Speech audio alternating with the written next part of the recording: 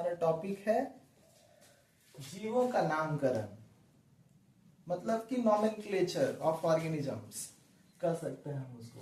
तो देखिए नामकरण क्या होता है, सबको पता है, आप भी जानते होंगे। किसी भी इंसान का हम लोग नाम रख देते हैं, तो कहते हैं ना कि उसका कोई बच्चा जन्म लेता है तो हम लोग कहते हैं कि उसका नामकरण है, तो उसका कोई नाम रखा जाता है।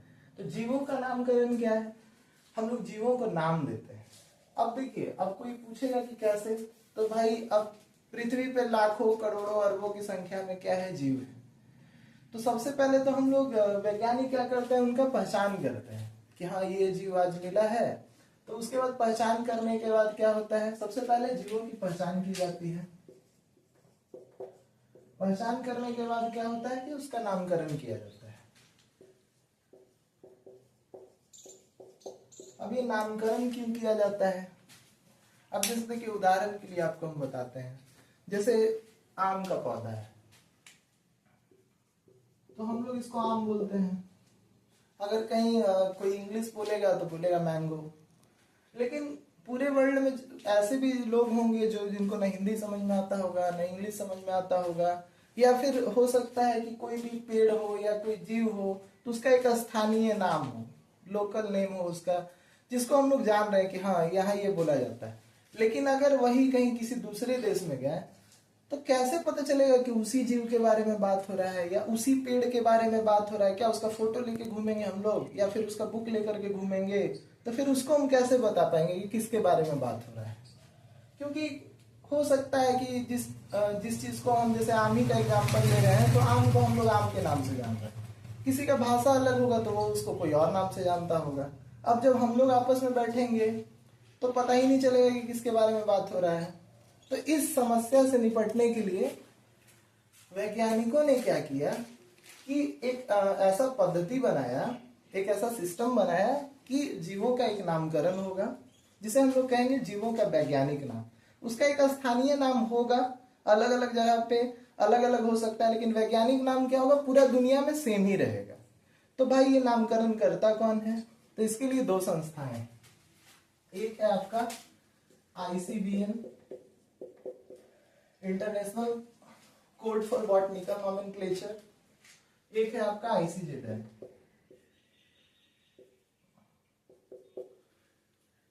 International code of zoological nomenclature. तो ये आपका ये दोनों संस्थाएं हैं। ये क्या करती है, पौधों का नामकरण करती है,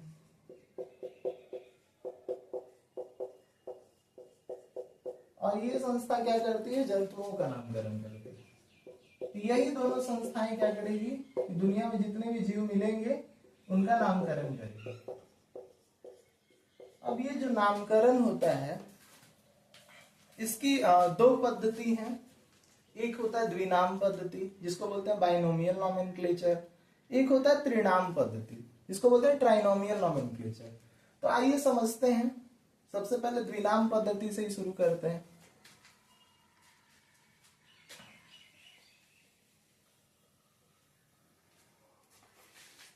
अब देखिए द्विनाम पद्धति में क्या होगा,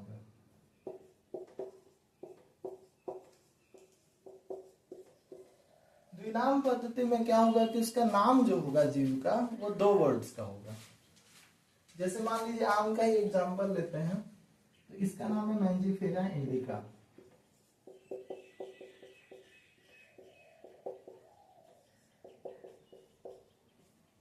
ये इसका साइंटिफिक नेम हो गया, मतलब वैज्ञानिक नाम हो गया। अगर ये पौधे के केस में हम कह सकते हैं कि इसका बॉटनिकल नाम हो गया। अगर जंतु का कोई नाम रहेगा तो हम लोग कह देंगे कि इसका जूलॉजिकल नाम हो गया, या हम लोग ये भी कह सकते हैं कि इसका बायोलॉजिकल नाम हो गया। सारे जो बात है एक ही है। आप वैज्ञानिक नाम बोले, आप बॉटनिकल नाम बोले, आप जूलॉजिकल नाम बोले, बायोलॉजिकल नाम बोले, वो सब एक ही कॉन्टेक्स्ट में यूज होता है। तो जैसे देखिए ये जो नाम होता है पहला, ये जीनस का नाम है या वंश का नाम है या जीनस का नाम है, और ये जो है ये प्रजाति का नाम है, प्रजाति या स्पीसीज। पहला जो वर्ड है ये वंश के बारे में बताता है, दूसरा वर्ड है प्रजाति का।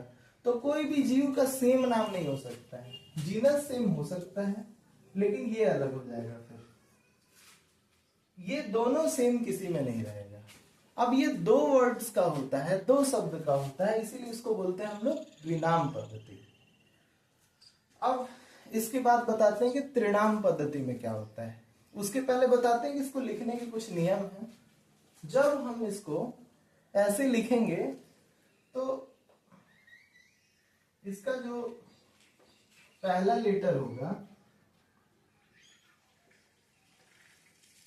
वो कैपिटल होगा। जब भी हम लोग द्विनाम पद्धति में नाम को लिखेंगे तो इसका जो पहला अक्षर होगा ये क्या होगा, कैपिटल लेटर में होगा, और ये जो दूसरे वर्ड का पहला अक्षर होगा वो क्या होगा, स्मॉल लेटर में होगा।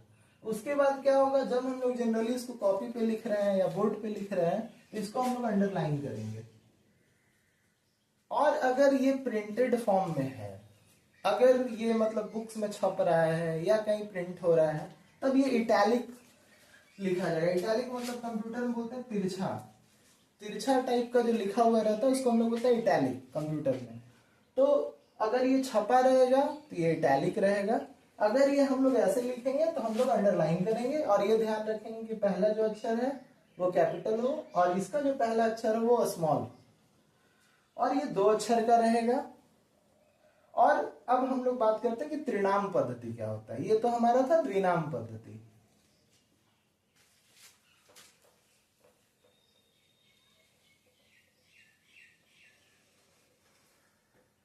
देखिए त्रिनाम पद्धति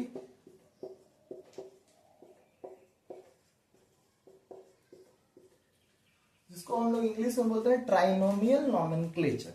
तो नाम से ही पता चल रहा है त्रिनाम मतलब तीन अक्षर होगा। तो इसमें ज्यादा कोई खास डिफरेंस नहीं होता है। जैसे देखिए द्विनाम पद्धति में हम लोग दो वर्ड्स लेते थे, तो उसमें क्या होता था, पहला जो वर्ड होता था वो जीनस का होता था, दूसरा जो वर्ड होता था वो स्पीसीज का होता है।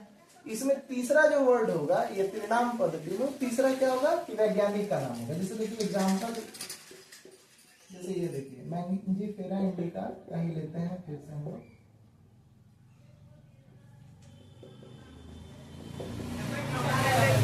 ये देखिए द्विनाम पद्धति में हम लोग लिखे इसको, तो इसके बगल में जो तीसरा वर्ड लिखाएगा वो साइंटिस्ट का नेम लिखाएगा। अब मान लीजिए उदाहरण के लिए कि अगर मान लीजिए इसको लिनियस ने डिस्कवर किया होगा तो हम लोग शॉर्ट में ऐसे लिख देंगे, ये लिनियस वैज्ञानिक के नाम का हो गया शॉर्ट। ये जो तीसरा अक्षर है इसको अंडरलाइन नहीं किया जाता है, ना ही ये इटैलिक में प्रिंट होगा। बस अंडरलाइन हम लोग क्या करेंगे, ये दो वर्ड्स को ही करेंगे। तो हमारे जनरली यही दोनों से काम चल जाता है। मतलब द्विनाम पद्धति अगर आपको याद है तो उतने से आपको काम चल जाएगा। बस इसमें क्या होता है, त्रिनाम पद्धति में बस एक एक्स्ट्रा साइंटिस्ट का, वैज्ञानिक का जो नाम है वो जुड़ जाता है। और इसके बारे में देखिए नामकरण के बारे में एक बात और है, जैसे ये सब जो वर्ड्स हैं जैसे मैंजीफेरा इंडिका है, तो आखिर ये किस भाषा से ये वर्ड्स आए ये भी जानना जरूरी है। और क्यों लिया गया है भाई उसी भाषा से। तो ये जो वर्ड्स आते हैं जिस भाषा से, कौन से भाषा से आते हैं, लैटिन। वो लैंग्वेज कौन सी है, लैटिन लैंग्वेज। ये शब्द लिए गए हैं लैटिन भाषा से। अब कोई पूछेगा कि भाई लैटिन भाषा से ही क्यों लिया गया, इंग्लिश से क्यों नहीं लिया गया, या कोई अन्य भाषा से क्यों नहीं लिया गया। तो देखिए जो लैटिन भाषा है ना, ये डेड लैंग्वेज है। डेड लैंग्वेज मतलब कि अब इस भाषा में नए शब्द आने बंद है, अब इसमें नए शब्द नहीं आ सकते हैं। तो क्या है कि मतलब जो वर्ड्स का जो अभी जो मतलब है 1000 साल बाद भी अगर पढ़ा जाएगा ना तो उन शब्दों का मतलब नहीं बदलेगा, क्योंकि नए वर्ड्स तो आ ही नहीं रहे। बाकी भाषाओं में क्या है कि समय के साथ वर्ड्स नए नए आ जाते हैं, उनके मीनिंग में भी चेंजेस हो सकते हैं। तो इसीलिए लिया गया है लैटिन भाषा से शब्द। ये डिसाइड ही हुआ है कि लैटिन भाषा से शब्दों को लिया जाएगा, क्योंकि लैटिन क्या है, डेड लैंग्वेज है और इसमें नए शब्द नहीं आएंगे। तो भाई नए शब्द नहीं आएंगे तो जाहिर सा बात है, इतना मेहनत से अगर कोई नॉमेनक्लेचर किया है तो कोई थोड़ी चाहेगा कि दोबारा से मेहनत करना पड़े। तो इसलिए लिया गया है इसको लैटिन भाषा से। तो यही सब कुछ बातें हैं जो नॉमेनक्लेचर के बारे में है, जो आप लोग को याद रहनी चाहिए। अब आप लोग को अगर वीडियो अच्छा लगा होगा तो चैनल को सब्सक्राइब कीजिएगा, वीडियो को शेयर कीजिएगा, लाइक कीजिएगा। आगे और भी टॉपिक्स पे वीडियो आते रहेंगे। ठीक है, तो इस वीडियो में फिलहाल इतना ही।